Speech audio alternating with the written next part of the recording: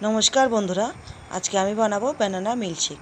তো banana milkshake বানানোর জন্য আমি এখানে দুটো সরবি কলা নিয়েছি, কয়েকটা কাজু নিয়েছি, কিছু কিশমিশ, পরিমাণ মতো চিনি, দুধ, পিনাট বাটার নিয়েছি, দুটো খেজুর আর 4টে আমন্ড নিয়েছি।